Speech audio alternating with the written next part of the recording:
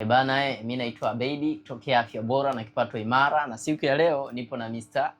Felix hapa. Yeah, nipo na Mr. Felix, ni mtu ambaye alinishirikisha biashara. Sasa siku ya leo mimi nahitaji kufahamu kitu kimoja tu kutokea kwa Mr. Felix. Kwamba Mr. Felix, ikatokea umepata nafasi bana, kukutana na Bahresa. Ni kitu gani utakihitaji kutokea kwa Bahresa na wewe uweze kubadilisha maisha yako?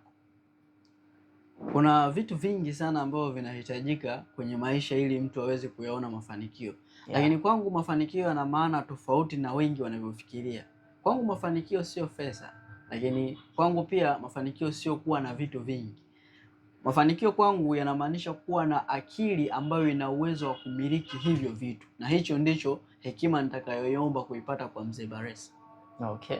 Sawa, umelipata jibu. Swali kwako kijana mwenzangu, umepata nafasi ya kipekee sana. Ikatokea umekutana na mtu wa maana sana.